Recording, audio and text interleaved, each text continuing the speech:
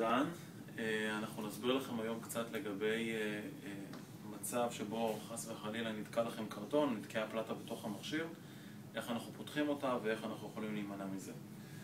אז בעצם אתם עבדתם עם המכשיר, וכשאתם באים להתקרב בדרך כלל אתם שמים את זה כמובן עם הקרטון. שימו לב שכל עוד אתם לא מוציאים את הקרטון, הפלטה לא נכנסת פנימה, ואנחנו גם רואים סימון שבעצם אנחנו צריכים להוציא את הקרטון. ברגע שהוצאנו את הקרטון, הפלטה נבלעת פנימה. מה קורה במקרה ומסיבה כלשהי פחדתם, הכנסתם בטעות הקרטון פנימה? יש איזושהי פונקציה גם אחרת שאולי אנחנו צריכים להראות במחשב ולשנות. אנחנו פשוט נצטרך לפתוח את המכשיר. בשביל לפתוח את המכשיר אנחנו צריכים מפתח אלן גודל 3, זה כל מה שאנחנו צריכים, ואני אראה לכם איך לפתוח. אז קודם כל תוציאו את המכסה. מאחורי המכשיר אנחנו בעצם מוציאים את החשמל ומוציאים את כבל הרשת. מתחת למכשיר יש לנו 4 ברגים, 1, 2, 3 ו-4. אנחנו לא צריכים להוריד את הרגליים, פשוט להכניס את המפתח ולהוציא. יכול להיות שאם זה פעם ראשונה שאתם עושים את זה, אז אנחנו נצטרך טיפה כוח בהתחלה כי יש קצת דבק.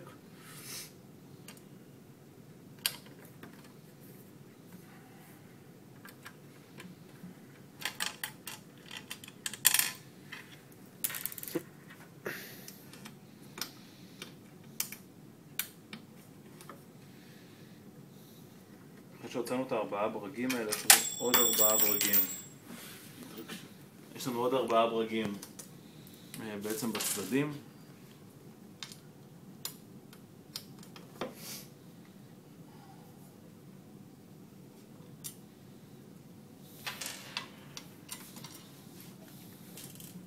אנחנו בעצם מסירים את המכסה התחתון, שמים אותו בצד, הופכים את המכשיר על הצד שלו, ובעצם אנחנו מורידים 4 ברגים שחורים, 2 בצד הזה, 2 בצד השני.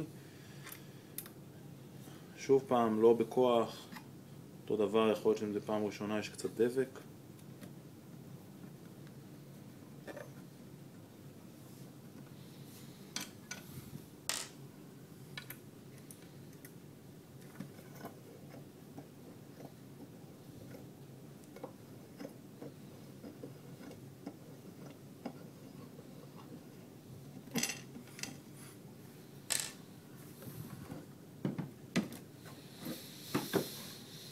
צד השני אותו דבר.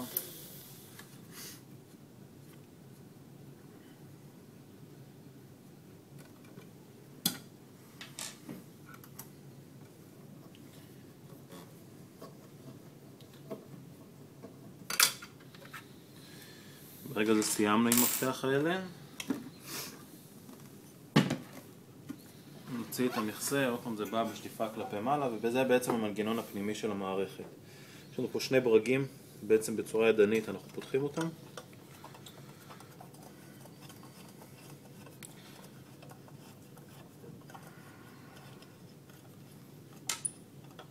כשאתם באים להרים את המכסה, תשימו לב שהכבל בעצם זז הצידה ואנחנו לא קוראים שום דבר, ופשוט להרים את המכסה. במצב שבו יש לנו קרטון תקוע בפנים, אז בעצם יש לנו פה את הגלגלת שאנחנו יכולים להזיז את כל המסילה קדימה ואחורה.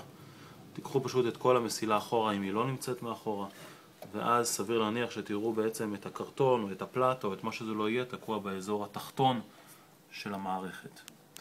דברים נוספים שאגב עלולים להיות, לא כל כך קשורים אבל עלולים להיות, זה אם הנורה נשרפה, אז זו בעצם הנורה שאחראית על מחיקת הפלטה, ואם אנחנו מדברים על הנורה של ה-UV, אז זו נורת ה-UV שגם כן עלולים מדי פעם להחליף. שימו לב, משכנו את זה החוצה, הוצאנו את מה שצריך, בעצם בזה סיימנו. לגבי ההחזרה אנחנו מדברים על אותו הדבר, פשוט להכניס אותו, לבדוק שאתם שמים את זה במקום כמובן, שלא נתקע שום כבל, שום כלום. הוצאנו את הקרטון החוצה,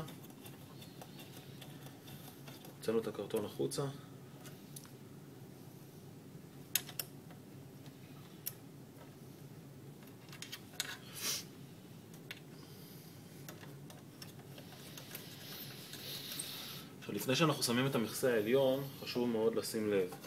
במכסה יש את החלק האחורי שלו עם הפתח הזה, החלק הקדמי שלו זה עם הפתח המרובע. הפתח המרובע בעצם בא מעל הכניסה של הפלטות. החלק האחורי עם הפתח הזה הוא בעצם בשביל כאן. כשאתם באים להחזיר, יש כאן בעצם את הסוויץ' שאחראי על לוודא שבעצם המכסה סגור ושלא נעבוד כשהמכסה לא סגור. אז לכן תשימו לב, כשאתם באים לסגור, שבעצם הוא מכניס אותו בעדינות ולא מעקם אותו ולא שובר אותו.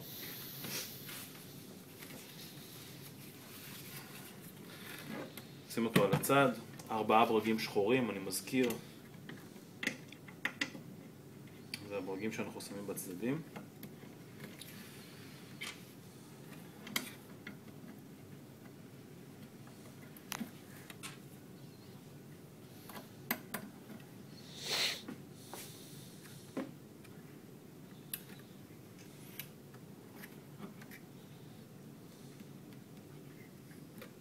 שוב, אין צורך לחזק אותם עד הסוף.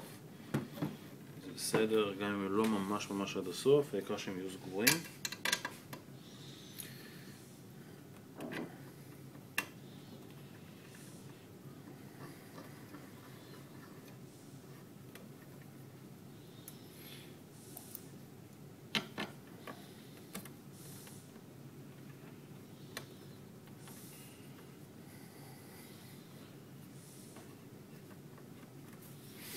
והמצטר התחתון, אין פה עניין של קדימה אחורה, זה לא כל כך משנה, פשוט לשים אותו ולשים את 4 הברגים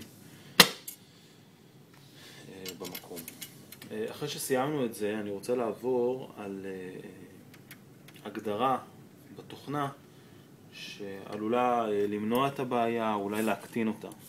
בעצם בתוכנה יש לנו פונקציה שמאפשרת לנו לבחור האם אנחנו רוצים שהמכשיר יתחיל לבלוע את הפלטה מיד כשאנחנו מכניסים משהו והוא מרגיש את המגנט, או האם אנחנו משתמשים בקרטונים בצורה תקינה כמו שהיצרן מצהיר, ואז בעצם הוא יחכה לפני שהוא מושך את הפלטה עד שאנחנו נסיר את הקרטון. ואז במצב כזה בדרך כלל זה לא קורה. מה שכן, יכול להיות מצב שאם אנחנו משנים את זה למצב שהוא מחכה שנוציא את הקרטון, יכול להיות מצב שאם משכנו את הקרטון מהר מדי, או לפני שממש הכנסנו את הפלטה עד הסוף, שהוא לא יזהה שהיה קרטון, ולכן הוא יבקש מאיתנו להכניס שוב פעם את הקרטון. אז שוב, אנחנו מחברים את זה, אין פה ממש straight forward, פשוט להכניס את הכבל רשת בחזרה, להכניס חשמל בחזרה, להדליק את המכשיר. המכשיר נדלק ובעצם עושה בדיקה, איזושהי בדיקה לראות שהכל בסדר. בואו נראה רק שפה הוא מתחבר. אתם צריכים לראות כשהוא יסיים את הבדיקה שבעצם הוא מגיע למצב שהוא שוב פעם פתוח, מראה לנו בעצם להכניס את הפלטה ושם המטופל. זה בעצם מצב תקין שאומר שאפשר לעבוד. אם נכניס את הפלטה ובעצם נשלוף את הקרטון החוצה, הוא יבלע את זה כמו שצריך, הכל בסדר. במצב כמו שזה עכשיו וכמו שזה הגדרת ברירת מחדל, בעצם לא חובה שיהיה לנו את הקרטון. המשמעות היא שאם לקחתי את הפלטה והכנסתי אותה אפילו בלי קרטון, הוא יבלע אותה ויסרוק ואין שום בעיה. אבל הוא עלול, אם לא עשיתי נכון עם הקרטון, אם שמתי את זה בזווית קצת אחרת, הוא עלול לבלוע גם את הקרטון פנימה. יש פונקציה בתוכנה, בעצם כשאני נכנס להגדרות לתוך Option, Digora Optim Scanner Setup, יש לנו פונקציה שנקראת Workflow. ובתוך Workflow אני יכול להגיד לו האם אני רוצה